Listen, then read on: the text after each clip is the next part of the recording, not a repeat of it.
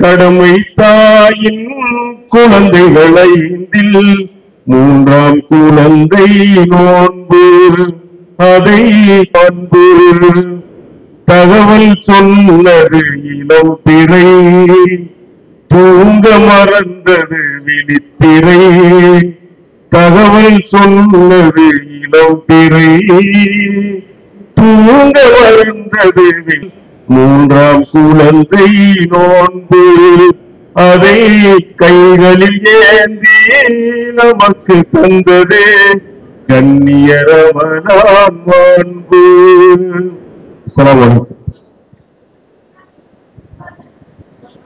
அணியின் தீநகர் மேற்கு பகுதியின் துணை அமைப்பாளர் மரியாதைக்குரிய அப்துல் ரஹ்மான் அண்ணன் அவர்களே, முன்னிலை வைத்துக் கொண்டிருக்கிற மரியாதைக்குரிய நீதியையும் காக்கக்கூடிய மண் இது என்பதையும் நிரூபித்து காக்கக்கூடிய விதத்தில் தான் இதுபோன்று உண்டான நிகழ்வுகள் தொடர்ச்சியாக தமிழகம் எங்கும் நடப்பதை நம் எல்லோருக்குமான கல்வியை இங்கே செயல்படுத்த முடிந்திருக்கிறது. பெண்களுக்கான உரிமைகளை நிலைநாட்ட முடிந்திருக்கிறது. சிறுபான்மையின மக்களுக்கான அந்த இடஒதுக்கீடை ஒதுக்கி கொடுத்திருக்க முடிகிறது. இதுவெல்லாம் எல்லாருடைய வழிகளையும் அந்த இடத்திலிருந்து உணர்ந்து உள்வாங்கி மக்களினுடைய அந்த பசி என்றால் என்ன, தாகம் என்றால் என்ன, ஒருவேளை சாப்பாடு இல்லாமல் ஒருவர் இருக்கிறார் என்றால் அதனுடைய வலியும் வேதனையும் என்ன என்பதையும் உள்வாங்க வேண்டும் என்படைய அடிப்படை இருக்கிறது. நமக்கெல்லாம் தெரிந்திருக்கலாம், நீங்கள் கேள்விப்பட்டிருக்கலாம். ஒரு பாவம் செய்யக்கூடிய ஒரு பெண், வைத்துக் கொள்ளுங்கள், தவறான ஒரு தொழில் அந்த பெண்ணுக்கு இருக்கிறது. ஆனால் வயிற்று பிழப்புக்காக வேண்டி அந்த பெண் அப்படி செய்தார்.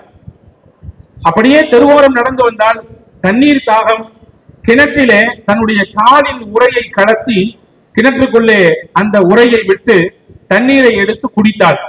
குடித்து முடித்து விட்டு வெளியே வந்து பார்த்தால் ஒரு வாயில்லா ஜீவன் நாய் தாகத்தினுடைய மிகுதியிலே அந்த நாக்கை போட்டு தரையில் அப்படியே உராய்ந்து கொண்டிருக்கிறது.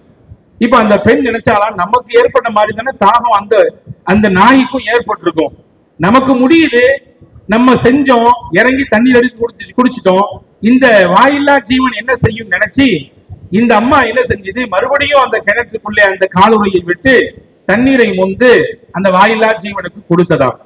இதை இறை தூதர் முகமது நபி ஸல்லல்லாஹு அலைஹி வஸல்லம் இடத்திலே இந்த நிகழ்ச்சியை சொன்னார்கள். அப்பொழுது முகமது நபி ஸல்லல்லாஹு அலைஹி வஸல்லம் சொன்னார்கள், அந்த வாயில்லா ஜீவனுக்கு பசி இருக்கிறது, தாகம் இருக்கிறது என்பதை உணர்ந்து தண்ணீர் கொடுத்தாலே அந்த பெண், அந்த ஒரு காரியம் இறைவனுக்கு திருப்திப்படுத்தப்பட்டதாக ஆகிவிட்டது. அவள் செய்த பாவத்தை எல்லாம் இறைவன் மன்னித்து அவளுக்கு சொர்க்கத்தை வழங்கினார் என்று நபிகள் நாயகம் ஸல்லல்லாஹு அலைஹி வஸல்லம் சொன்னார்கள். இந்த பூமியில் இருக்கக்கூடிய மக்களின் மீது நீங்கள் அன்பு கொடுங்கள், இல்லை இல்லாமல் அன்பு கொடுங்கள், கரிசனம் காட்டுங்கள், கருணை காட்டுங்கள். வானத்தில் இருக்கக்கூடியவன் உங்கள் மீது கரிசனை காட்டுவான், அன்பு காட்டுவான் என்று ஒரு அற்புதமான பொன்மொழியை சொன்னவர்கள் நபிகள் நாயகம் ஸல்லல்லாஹு அலைஹி வஸல்லம். எனவே அப்படிப்பட்ட அந்த ஈகையோடும் கொடைத்தன்மையோடும் பிறர் மீது அன்பு காட்ட வேண்டும் என்கின்ற அக்கறையோடும் தான் நோன்பினுடைய இந்த வணக்கம் மையப்படுத்தப்பட்டிருக்கிறது. எல்லா இடங்களிலும் இஃப்தார் நிகழ்ச்சி நடக்கும்.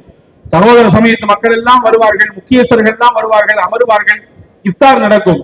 ஆனால் இந்த அவை கொஞ்சம் சற்று வித்தியாசமாக இஃப்தாரோடு சேர்ந்து ஏழை எளிய மக்களுக்கு நலத்திட்ட விஷயங்களையும் கொடுக்கக்கூடிய, அவர்களுக்கான உதவிகளையும் கொடுக்கக்கூடிய ஒரு அமர்வாக இது இருப்பது உள்ளபடியே மகிழ்ச்சியையும் ஆனந்தத்தையும் தரக்கூடிய ஒன்றாக இருக்கிறது. வருகை தந்திருக்கக்கூடிய அனைவர்களையும் மீண்டும் ஒருமுறை மிகச்சிறப்பாக வரவேற்று இந்த நிகழ்ச்சியின் அடுத்த கட்டமாக மரியாதைக்குரிய வழக்கறிஞர் RS தமிழ்வேந்தன் அவர்கள் சிறிது நேரம் உரையாற்றுமாறு அன்புடன் வேண்டுகிறோம்.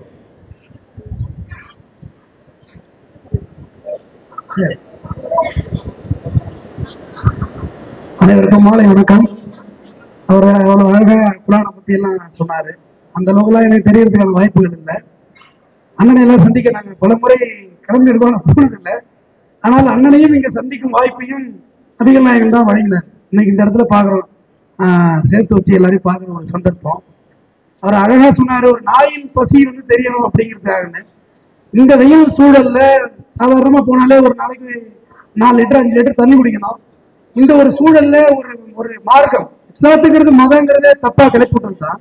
ஒரு மார்க்கம் பட்டினியாக இருக்கிறது அப்படின்னு. நபிகள் நாயகம் சொல்லவில்லை சொல்றாரு, 7 வயசு கம்மியா உள்ளவங்க நோன்பு வைக்க வேண்டாம், கிரானிக் டிசீஸ் உள்ளவங்க நோன்பு வைக்க வேண்டாம், கர்ப்பிணிகள் நோன்பு வைக்க வேண்டாம். ஒரு விஷயத்தை இதை நீ கட்டாயம் செய்ய வேண்டும் என்று சொல்லி அவர் எந்த இடத்துலையும் சொல்லவே இல்லை. இதெல்லாம் நீ செய்வ என்றால் எந்த இடத்துலயும் இறைவனுக்கு போவா சொர்க்கத்துக்கு போவாங்கன்னா கதையெல்லாம் கட்டல. தாயின் காலடியே சொர்க்கம் என்று நபிகள் நாயகம் சொன்னார். நீ எங்கடா சொர்க்கம், எங்கடா சொர்க்கம்னா உன் அம்மாவோட காலடி இருக்குல்ல தான் சொர்க்கம் அப்படின்னு சொல்றாரு. ஒரு நல்ல குழந்தை என்பது, நீ எத்தனை குழந்தைகள் நல்ல குழந்தைகளா இருக்குன்னு தெரியல, அப்பா அம்மா முன்னாடி குரல் வசதி பேசக்கூடாதுங்கிறது நபிகள் நாயகம் சொன்னார். ஆக்சுவலா நபிகள் நாயகம் எந்த இடத்துலயும் ஒரு மார்க்கத்தையோ ஒரு மதத்தையோ அவர் போதிக்கல. அவர் ஒரு டாக்டரேட்டா இருக்கணும், ஒரு பெரிய மெடிசன். ஏன்னா பிகாஸ் இந்த கருந்தீரகத்தை பத்தி அவர் ரொம்ப அருமையா சொல்லியிருந்தாரு.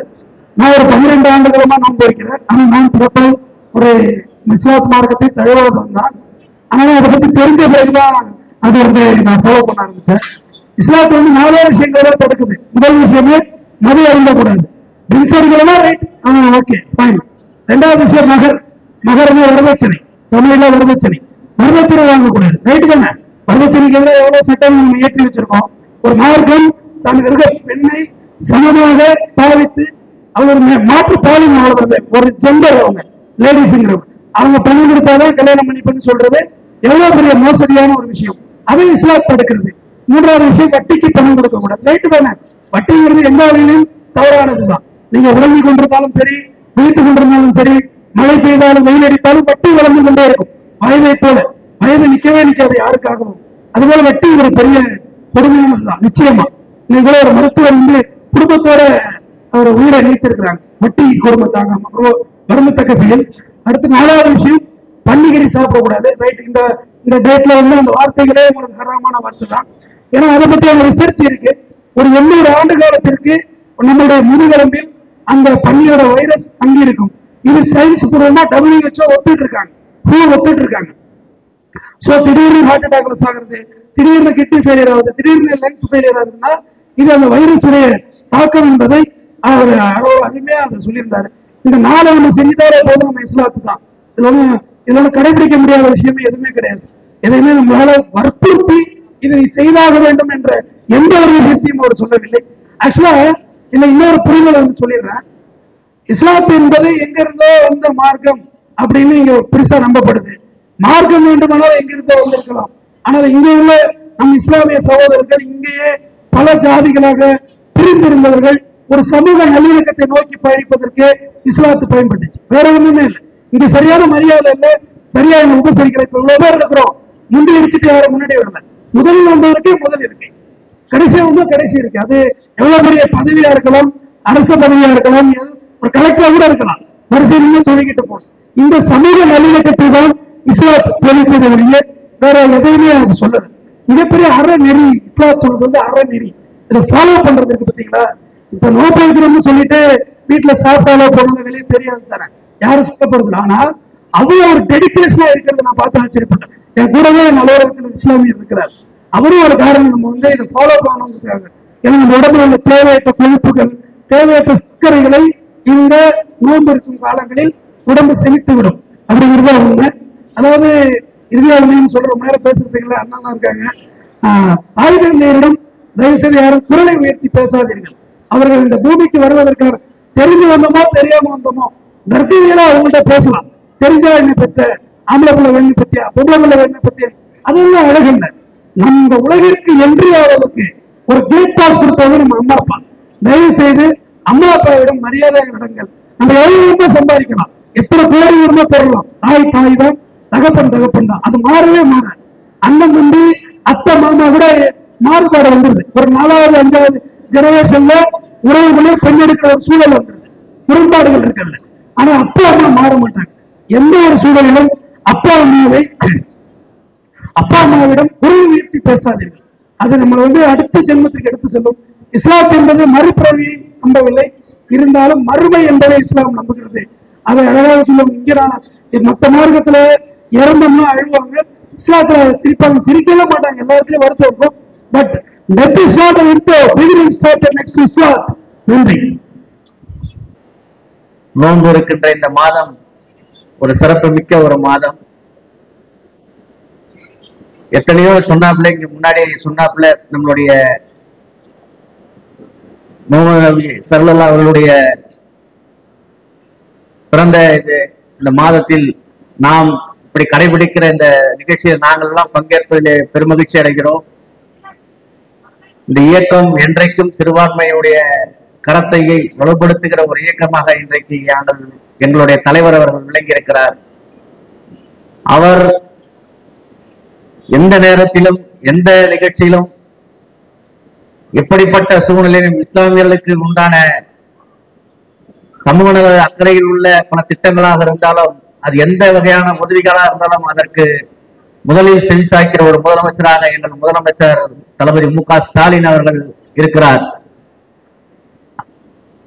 இந்த நிகழ்ச்சியில் நான் பங்கேற்க எனக்கு உறுதுணையாக இருந்து இந்த நிகழ்ச்சியை வரவழைத்த நிகழ்ச்சி ஏற்பாட்டாளர் சகோதரர் நசீர் அவர்கள் என்னிடத்திலே சொல்லும் போது, நீங்க இங்கே தாய்மார்களுக்கு புடவையும் ஆண்களுக்கு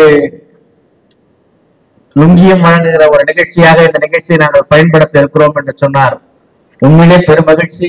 இஃப்தார் நோன்பு துறக்கும் நிகழ்ச்சியில் இதை போல நலத்திட்டங்களை எல்லாம் வழங்குகிற நிகழ்ச்சியாக மாற்றியதற்கு இந்த சிறுபான்மை பிரிவில் பணியாற்றுகிற நிர்வாகிகள் அத்தனை பேருக்கும் என் மனமார்ந்த நன்றியை தெரிவித்து நிகழ்ச்சியில பங்கேற்க எனக்கு வாய்ப்பளித்ததற்கு நன்றி நன்றி நன்றி என்று சொல்லி விடைபெறுகிறேன். நன்றி, வணக்கம். அல்ஹம்துலில்லாஹி ரப்பில் ஆலமீன் ஹம்தன் யுவாஃபி நிஅமஹு வ யுகாஃபி மஸீதா வஅஃபு அன்னா யா கரீம் யா ரஹீம் யா அல்லாஹ். اللهم صل على سيدنا محمد وعلى آل سيدنا محمد وبارك وسلم عليه. اللهم تقبل منا إنك أنت السميع العليم وتب علينا يا رب حسن سهر يا رب العالمين. கிருபையுள்ள ரஹ்மானை உடைய பாவங்களை மன்னிப்பாக. யா அல்லாஹ், பெற்றோர்கள், உறவுகள், சொந்தங்கள், குடும்பத்தினர்கள் எல்லோருடைய பாவங்களையும் மன்னித்தல் புரிவார். புனித முறை ரமலான் மாதத்திலே நாங்கள் நோன்புகளை முழுமையாக அங்கீகரிப்பதற்கு நோன்புகளில் பிழைகள் தவறுகள் இருந்தால் அதையெல்லாம் முழுதாக மன்னித்து அங்கீகரித்து அருள் புரிவாயாக. இங்கே நடைபெறக்கூடிய இந்த இஃப்தார் நிகழ்ச்சியை முழுமையாக ஏற்றுக்கொள்வாயாக. இங்கே இப்பொழுது இஃப்தாருடைய நோன்பு திறப்புக்கு பிறகு வழங்க இருக்கிற அந்த நலத்திட்ட உதவிகளையும் யா அல்லாஹ் அதற்கு உதவி செய்தவர்களையும் இதனுடைய ஏற்பாட்டாளர்களையும் ஏழை எளிய மக்களுக்கு போய் சேரக்கூடிய இந்த நல்ல விஷயத்திற்கு உதவியாளர்களாக இருந்த அனைவர்களையும் இறைவா நீ அங்கீகரிப்பாயாக. என்றென்றும் எப்பொழுதும் அன்பையும் பாசத்தையும் கருணையையும் கரிசனத்தையும் மக்களுக்கு கொடுக்கக்கூடிய உயர்ந்த சிந்தனை உள்ளவர்களாக எங்களை நீ வாழச் செய்வாயாக. கருணையாளனே, கருணை காட்டுங்கள், உங்கள் மீது நான் கருணை காட்டுகிறேன் என்று நீ சொல்லுகிறாய். அந்த கருணை உள்ளத்தோடு வாழக்கூடிய உயர்ந்த நற்பாக்கியத்தை எங்களுக்கு நீ வழங்குவாயா. ஈகை குணமும் கொடைத்தன்மையும் எங்களுடைய இரண்டர கலந்த ஒன்றாக இருப்பதற்கு தௌஃபீக் செய்வாயாக. சுயநலத்தோடு வாழ்ந்து விடாமல் பொதுநல சிந்தனையோடு பரந்துபட்ட எண்ணத்தோடு வாழ்வதற்கு இறைவா எங்களுக்கு நீ அருள் செய்வாயாக. எங்கள் தேவைகளை, கஷ்டங்களை எங்களை விட்டு தூரமாக்குவாயாக. கடன் தொந்தரவுகளை விட்டு தூரமாக்குவாயாக. நிம்மதியான வாழ்வை தருவாயாக. அமைதியை தருவாயாக. உள்ளத்திற்கு ஆசுவாசத்தை தருவாயாக. இறைவா, உள்ளத்திலே இருக்கக்கூடிய மன அழுத்தங்கள், மன நெருக்கடிகளை விட்டு எங்களை பாதுகாப்பாயாக. பொருளாதார நெருக்கடிகளை விட்டு பாதுகாப்பாயாக. சகோதரத்துவத்தோடு இறைவா நாங்கள் எல்லோரும் வாழ்வதற்கு தௌஃபீக் செய்வாயாக. அதற்கு இடைஞ்சலாக இருக்கக்கூடிய தீய சக்திகளுக்கு நீனே இறைவா பாடம் புகட்டுவாயாக. எல்லா நிலையிலும் எங்களுக்கு பாதுகாப்பு அரணாக நீனே இருப்பாயாக. எங்கள் நோன்பினுடைய மிச்ச நாட்கள் இருக்கிறது. அந்த நாட்களிலும் நாங்கள் நோன்பிருந்து இறைவா ஈட்டை சேர்ந்த நண்பர்கள், முக்கிய பொறுப்பாளர்கள், கட்சியினுடைய உறுப்பினர்கள் என்று பலதரப்பட்ட மக்கள் வந்திருக்கிறார்கள். எல்லோருடைய வருகையையும் அவர்களுடைய வாழ்த்துக்களையும் அவர்களுடைய பிரார்த்தனைகளையும் அங்கீகரிப்பவிடாமல் பாதுகாப்பாயாக. வழி மாறி போய்விடாமல் பாதுகாப்பாயாக. எங்கள் உள்ளங்களிலும் எங்கள் இல்லங்களிலும் நிம்மதியை தருவாயாக. ஆரோக்கியமான வாழ்வை எங்கள் அனைவர்களுக்கும் தருவாயாக. ஆரோக்கிய சீர்கேடுகளை விட்டு எங்கள் எல்லோரையும் காத்து ரட்சிப்பாயாக. மருத்துவமனையின் அனைத்து விதமான துன்ப விவரங்கள், சிக்கல் சிரமங்கள் அனைத்தையும் விட்டு எங்களையும் எங்கள் குடும்பத்தினர்களையும் காத்து ரட்சிப்பாயாக. எங்களின் இந்த பிரார்த்தனையை ஏற்றுக்கொள்வாயாக.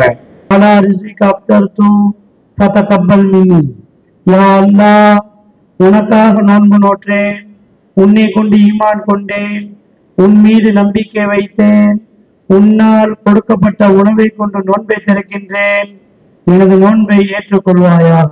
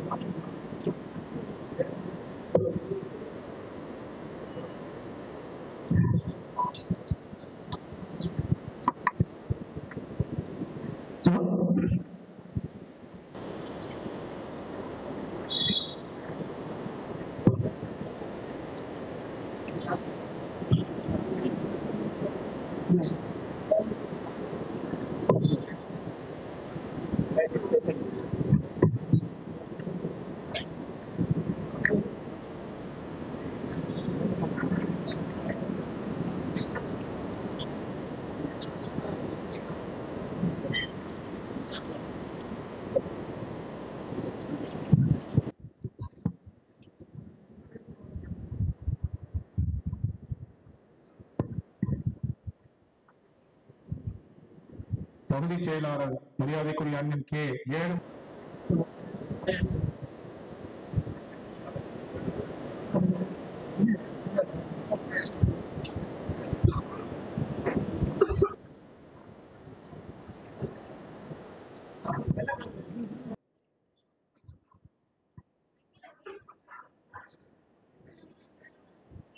மரியாதைக்குரிய கே எஸ் வெல்டிங் ராஜா அண்ணன் அவர்களுக்கு இப்போ மரியாதை செய்யும். மரியாதைக்குரிய MC கார்த்திகா பாஸ்கர் அவர்களுக்கு மரியாதை செய்யப்படுகிறது. அவர்களுக்கு மரியாதை செய்யப்படுகிறது.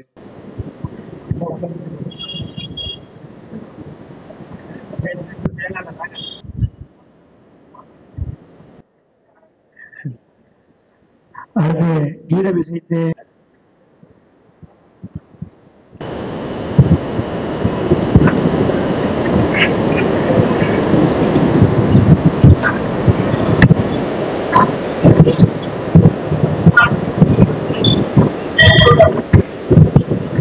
விழாவின் தலைவர் மரியாதைக்குரிய என் அப்துல் ரஹ்மான் அவர்களுக்கு மரியாதை செய்யப்படுகிறது.